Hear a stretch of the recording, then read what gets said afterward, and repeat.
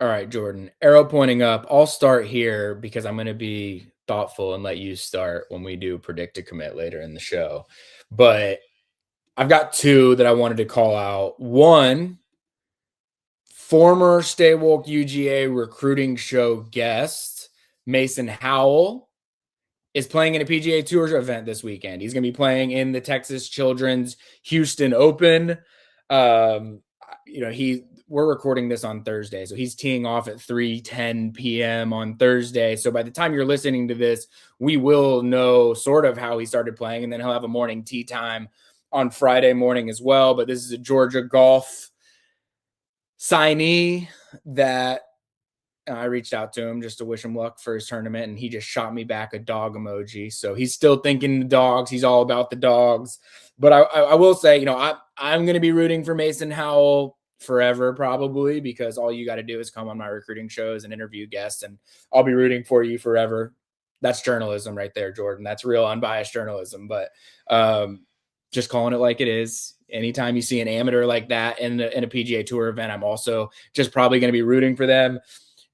If you're a Georgia golf fan, you might want to be rooting for him, but like not too much, because it's like one of those things. If he somehow wins the Houston Open, he's just going to turn pro. So, I'm rooting for him to win because I want nothing but the best for Mason Howell in his golf career.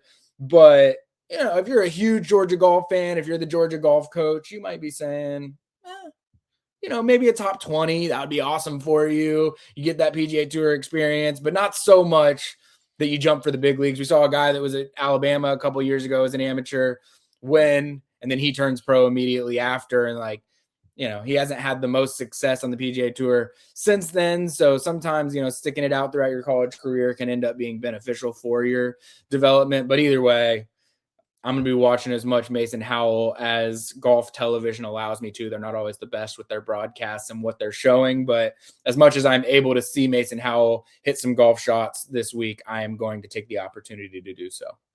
Georgia fans rooting for him to have a good tournament, not a great tournament. That's what you're saying. Yeah, exactly right. Exactly right.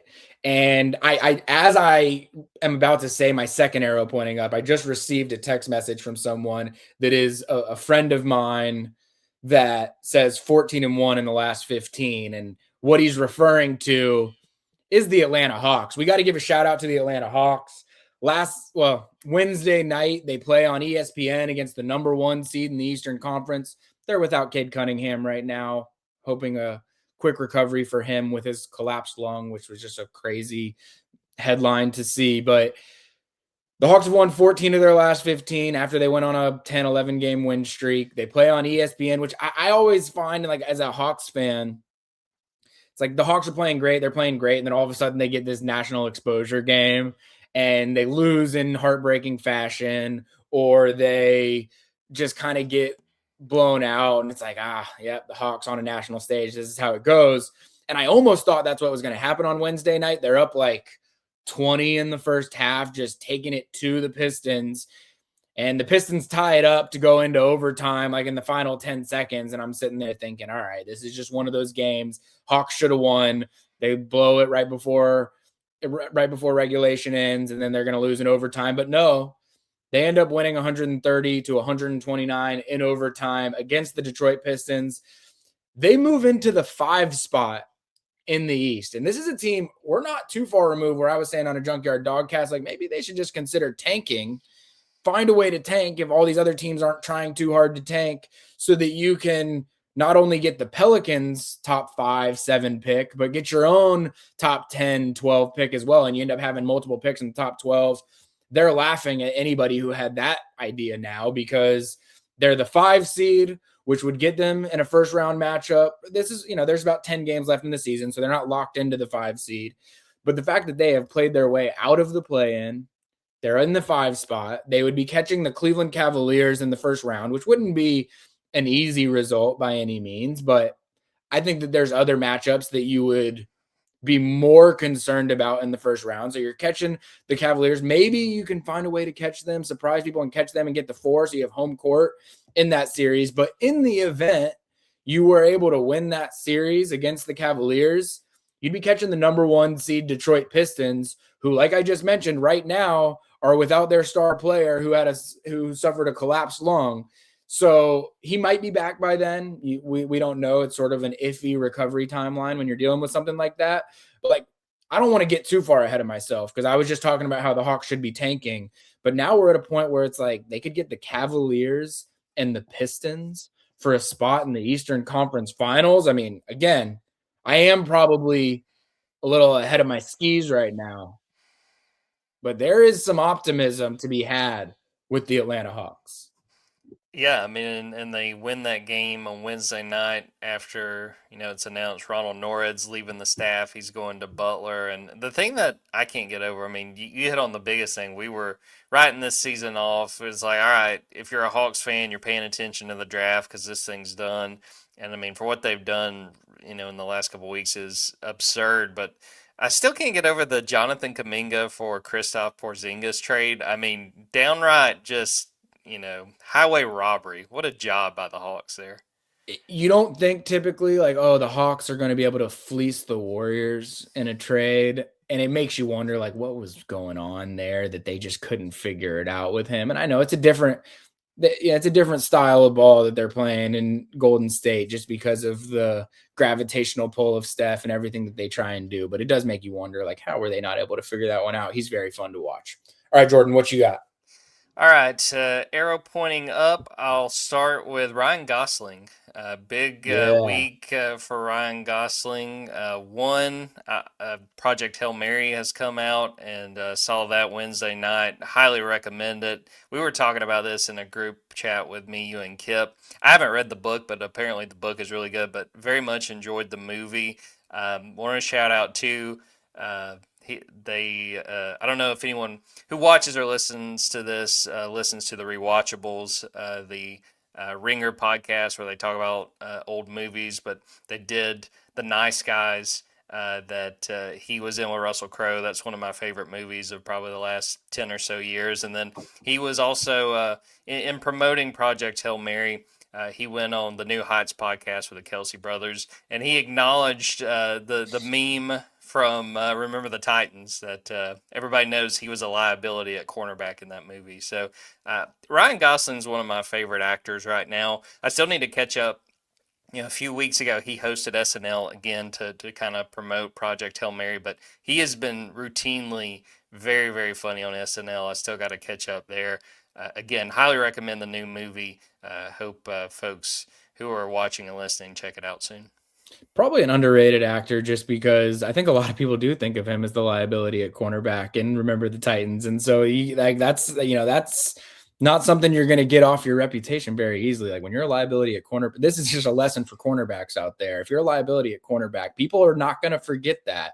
It doesn't matter if you're an Oscar award winner or not. You're going to have to fight through that. But yeah, I want to read. I was recommended the Project Hail Mary book just before the movie was going to be released in theaters. And it's like, I know some people are going to be saying, just go buy it or get Audible or whatever. I'm old school. All right. I use the Libby library app where I can get my audio books. I actually go get these physical books from the library, and it's just a hard book to come by right now. So I might have to, normally I like to read the book before I go see a movie.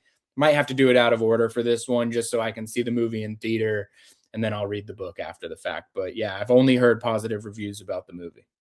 Yeah, written by the same author who wrote The Martian, and I read that one and very much enjoyed that book. So definitely, I need to catch up on the book too.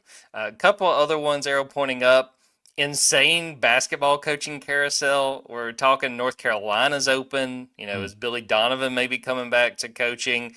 Kansas could be open. You've got verified Twitter accounts saying Bill Self is stepping down. And, can we just talk about how messed up X is? That now when you see a verified account, you're less likely to believe it than you would, any other time. Bill Self has said he hasn't decided yet. So could have North Carolina open, could have Kansas open. And then we got to talk about what happened shortly before we started recording this on Thursday.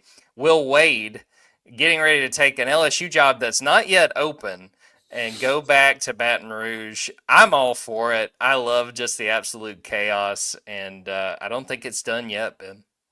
That's so LSU. Like the way it played out with Will Wade, and then he has to leave, and then now, I mean, in Will Wade's defense, looking at what he was wiretapped on now, when we think about what the world is, it's like the fact we had, government-led investigations going into stuff like that with the world that we now live in, it is kind of ludicrous. So I understand the forgiveness that he's received from LSU and others, but it is just kind of funny to think the full circle that went on there. And like you said, when I saw the Will Wade thing, I was like, I didn't know LSU was even open yet, but I guess it's not.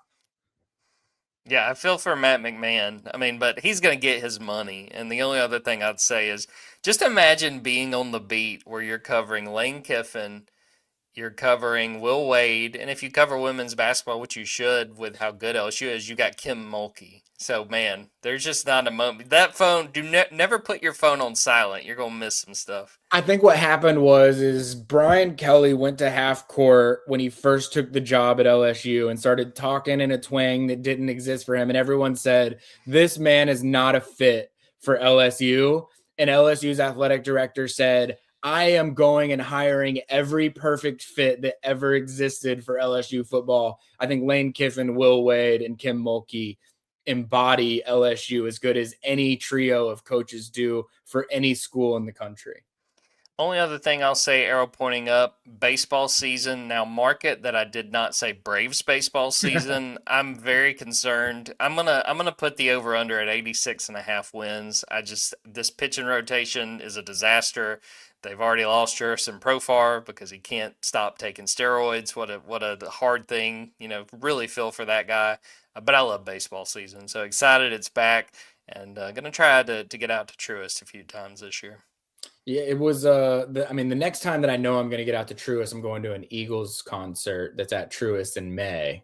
Shout out Sarah, my wife, giving it as my little anniversary present. I'm excited about that one. But I don't know. It's hard to get inspired by the Braves right now. But it was nice. There, if you have Netflix, there was some baseball on net. Opening night was on Netflix. You could watch Aaron Judge get a golden sombrero, 4 strikeouts in the first game of opening night on Netflix. But yeah, it's fun. Like, baseball is just great filler TV. Like, you can have baseball on at all times throughout the year, and that's nice. I like it.